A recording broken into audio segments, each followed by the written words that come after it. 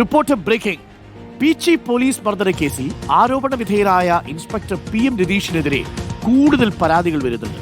സാമ്പത്തിക തട്ടിപ്പിൽ പരാതി പറയാനെത്തിയ വയോധികനെയും മർദ്ദിച്ചു എന്നാണ് അറിവ്. പീച്ചി സ്വദേശിയായ പ്രഭാകരനാണ് പരാതി ഉന്നയിച്ചത്. സ്ട്രോക്ക് വന്ന് തന്നെ സ്റ്റേഷനിലേക്ക് വിളിച്ചു വരുത്തി കവിളത്തടിച്ചു എന്നാണ് പ്രഭാകരന്റെ പരാതി. തന്റെ പരാതി അവഗണിച്ച് പോലീസ് പ്രതിക്കൊപ്പം ചേർന്നുവെന്നും പ്രഭാകരൻ പറയുന്നു. പ്രഭാകരൻ പറഞ്ഞത് ഒന്ന് കേട്ടുവരാം. ഒരു സാമ്പത്തിക തട്ടിപ്പില് ഇരയായി അതിന്റെ പേരിൽ ഞാൻ നീതി ലഭിക്കാനായിട്ട് SI-യുടെ അടുത്ത് പരാതി കൊടുത്തു. SI അത് വേണ്ടവണ്ണം പരിഹരിച്ചില്ല. അതിൻ്റെ ഞാൻ ആരോപിക്കുന്ന ആ കുറ്റം ചാർത്തപ്പെട്ട വ്യക്തിയുടെ ഭാഗത്ത് നിന്നിട്ടാണ് സംസാരിച്ചത്.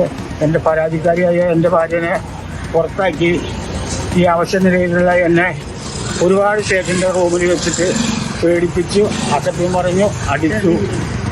അവസാനം കുബേരയിൽ ചുമത്തി ആളെ അറസ്റ്റ് ചെയ്യും, വീട്ടിലേക്ക് വരണ്ടെന്ന് SI പറഞ്ഞു.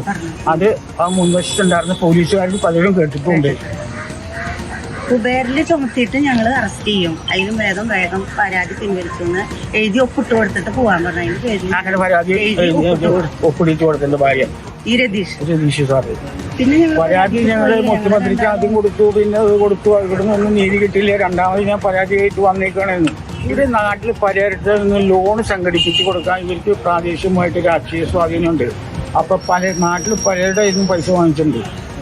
ഈ ലോൺ ശരിയാക്കി മുദ്ര ലോണ്, പ്രധാനമന്ത്രിയുടെ മുദ്ര ലോൺ ശരിയാക്കി കൊടുക്കാന്ന് പറഞ്ഞ് പലരും കാശ് മേടിച്ചിട്ടുണ്ട്. ആരും ഈ പ്രതികരിക്കാൻ പോയിട്ടില്ല. അവരോട് ഈ പോലീസ് സ്റ്റേഷനിൽ ചെന്ന് കഴിഞ്ഞാൽ നീതി കിട്ടില്ല. അതിൻ്റെ പേരിൽ പൈസ ഭർത്താക്കം ആണുങ്ങളറിയാതെ സ്ത്രീകൾ കൊടുത്തിട്ടുണ്ട്, ആണുങ്ങളറിഞ്ഞ് സ്ത്രീകൾ കൊടുത്തിട്ടുണ്ട്. നിലവിൽ പരാതിയായിട്ട് ഞാൻ മാത്രമേ വന്നിട്ടുള്ളൂ. ഞാൻ കൊടുത്ത പരാതി 2 പേജിലുള്ള പരാതി അയാൾ മറച്ചു നോക്കോ തിരിച്ചു നോക്കോ ഒന്ന് വായിക്കുക പോലും ചെയ്തിട്ടില്ല. 2 പേജിലുള്ള പരാതി ആ മനുഷ്യൻ വായിച്ചിട്ടില്ല. ആ കക്ഷിയോട് ഒരു വാക്ക് പോലും ചോദിച്ചിട്ടില്ല. ഇങ്ങനെ ഒരു ആരോപണം എന്റെ പേരിലുണ്ട്. ഞാൻ പറയാൻ തുടങ്ങി. അപ്പൊ അവളവിടെ നിന്ന് ആ സാറിന്റെ അടുത്ത് നിൽക്കായിരുന്നു. മുഖം ചോദിക്കുന്നത് കണ്ടപ്പോ അയാൾ പുറത്താക്കി. ഓക്കെ, ജെയ്സൺ ചാമവളപ്പിലുണ്ട് കൂടുതൽ വിവരങ്ങളുമായി. ജെയ്സൺ, രതീഷിനെതിരെ പുതിയ പരാതി വരികയാണല്ലോ. പ്രഭാകരനാണ് പരാതി പറയുന്നത്. നമ്മളിപ്പോൾ പ്രഭാകരൻ്റെ അവസ്ഥ കണ്ടു. വലിയ ബുദ്ധിമുട്ടിലാണ് പ്രഭാകരൻ. നടക്കാൻ പോലും വയ്യാത്ത മനുഷ്യനാണ്. അദ്ദേഹത്തിന് ഹൃദ്രോഗ സംബന്ധമായ അസുഖമുണ്ട് എന്നാണ് മനസ്സിലാക്കുന്നത്. അപ്പോൾ എന്താണ് സംഭവിച്ചത്? പ്രഭാകരൻ പരാതി പറയാൻ പോയ പ്രഭാകരനെ ഒടുവിൽ എന്താ സംഭവിച്ചത്? അയാളെ തന്നെ പിടിച്ച് പ്രതിയാക്കിയോ? എന്നിട്ട് ഒരു വകുപ്പും കൂടി ചുമത്തി കൊടുത്തെന്ന് കേട്ടു, ഓപ്പറേഷൻ കുബേര. അപ്പോൾ എന്താണ് പ്രഭാകരൻ പറയുന്നതിൽ നിന്ന് മനസ്സിലാക്കുന്നത്? Jason, good morning. Good morning Arunkumar. VM രതീഷിനെതിരെയുള്ള പരാതികൾ ഇങ്ങനെ ഓരോ ദിവസവും വന്നുകൊണ്ടിരിക്കുകയാണ്. ഇന്നലെ വില്ലേജ് അസിസ്റ്റന്റിന്റെ പരാതി വന്നു. ഇന്നിപ്പോൾ ഒരു വൃദ്ധനായ ഒരാളുടെ പരാതി വരുന്നു. ഈ പരാതിയുമായി ബന്ധപ്പെട്ട് മുക്കുപണ്ടം പണയക്കേസിലെ പിടിക്കപ്പെട്ട ഒരു സ്ത്രീയാണ് അപ്പുറത്ത് നിന്നത്. അവർക്കൊപ്പം നിന്നുകൊണ്ട് പ്രഭാകരനെ കേസിൽപ്പെടുത്താൻ ശ്രമിച്ചു എന്നതാണ്, മർദ്ദിച്ചു എന്നതാണ് പ്രഭാകരന്റെ പരാതി. പ്രധാനമായും പ്രധാനമന്ത്രിയുടെ മുദ്രാ ലോൺ പദ്ധതി ലഭിക്കുന്നതിന് വേണ്ടി 65,000 രൂപ പ്രഭാകരനിൽ നിന്നും ഈ സ്ത്രീ കൈപ്പറ്റി. പക്ഷേ അത് ലഭിക്കാതായപ്പോൾ, അത് തട്ടിപ്പാണെന്ന് മനസ്സിലായപ്പോൾ സ്വാഭാവികമായും പ്രഭാകരൻ ഈ സ്ത്രീയോട് പണം ആവശ്യപ്പെടുകയായിരുന്നു, തിരിച്ചാവശ്യപ്പെടുകയായിരുന്നു. പക്ഷേ ഈ സ്ത്രീ കൊടുക്കാൻ തയ്യാറായില്ല.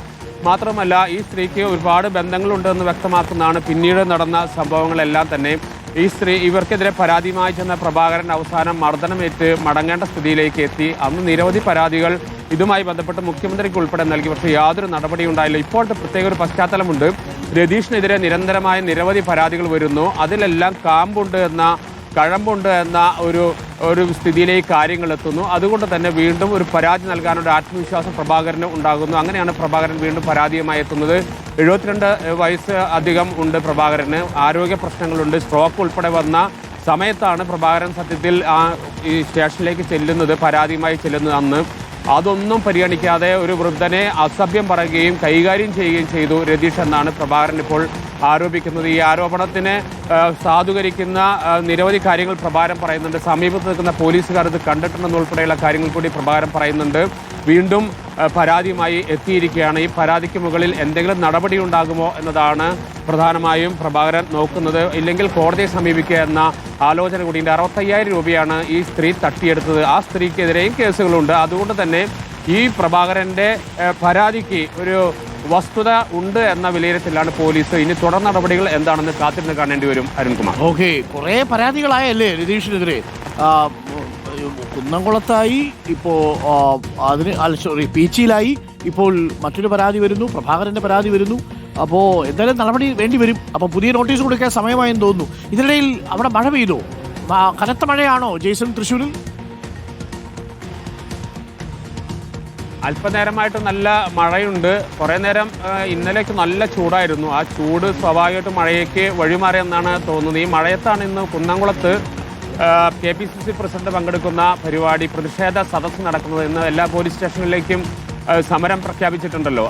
ഇതിൽ കുന്നംകുളം തന്നെയാണ് KPCC പ്രസിഡന്റ് പങ്കെടുക്കാൻ തിരഞ്ഞെടുത്തിരിക്കുന്ന സ്ഥലം. കുന്നംകുളമായിരുന്നല്ലോ ഇതിൻ്റെ ഒരു തുടക്കം എന്ന് പറയുന്നത്. ദൃശ്യങ്ങൾ പുറത്തു വന്ന് അത് വലിയ വിവാദമാവുകയും പോലീസുകാർ സസ്പെൻഷനൊക്കെ ഉണ്ടാകുകയും ചെയ്ത ആ കുന്നംകുളം പോലീസ് സ്റ്റേഷന് മുമ്പിലാണ് ഇന്ന് KPCC പ്രസിഡന്റ് ഉൾപ്പെടെയുള്ള നേതാക്കൾ പങ്കെടുക്കുന്ന കോൺഗ്രസിൻ്റെ പ്രതിഷേധ സദസ്സ് നടക്കും.